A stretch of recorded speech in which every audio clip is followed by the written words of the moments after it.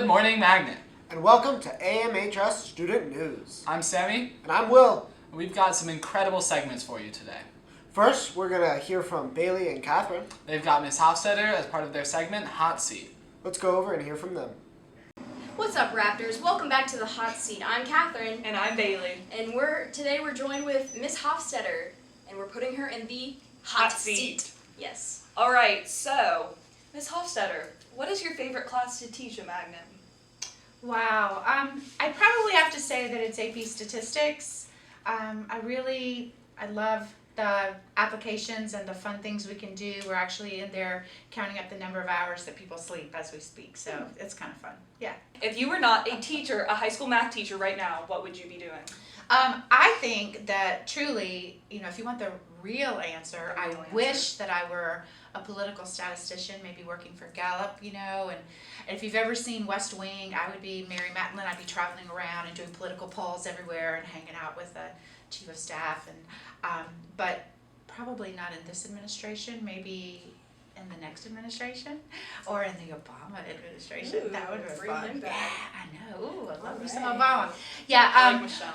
But if you're talking about my dream thing, I wish that I were I know this sounds funny, but like a professional athlete. I wish that I got to travel around and run races and taught workout classes or did spin like Mr. McCormick or one of those things. I wish that could be my full-time job. So I love competition in a fun way and being outside whenever I can, and so I would go there, yeah, if possible. What are some misconceptions that you think students have coming in to your class, and how would you like to remedy that, or if there are any?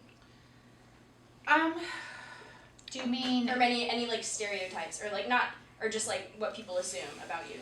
I guess because I'm a little laid back. Maybe they think they can get away with anything all the time, and maybe that's true. But I asked my freshmen yesterday.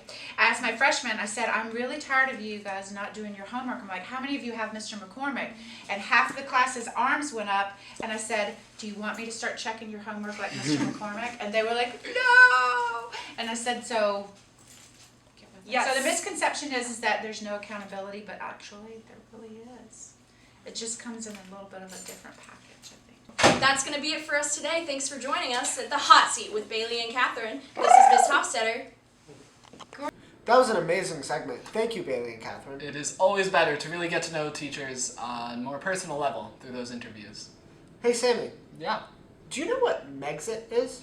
I can't say I've ever heard of that. No. Well, I think Emery made it up. But Yeah, let's she go probably over to Andrew and Jake and hear about it. I'm Jake, and this is Andrew, and today we're talking about Megxit, which is basically just Meghan Markle and Prince Harry deciding to leave the royal family. Yeah, so back in January, Meghan and Harry decided officially that they would be leaving the royal family because of prejudices that were made against Meghan by the royal family due to her racial background.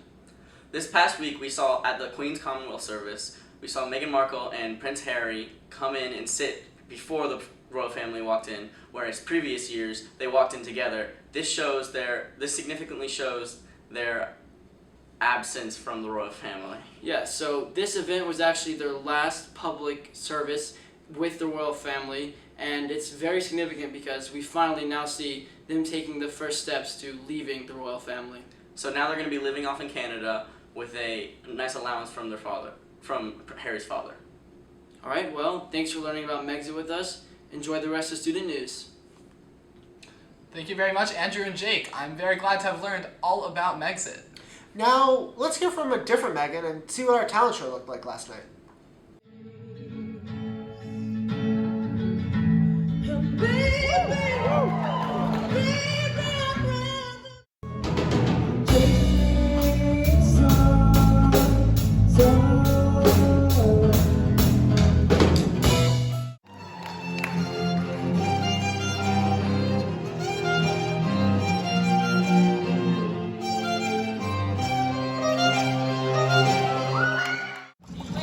Of the AMHS 2020 talent show is the Three-Peg Street.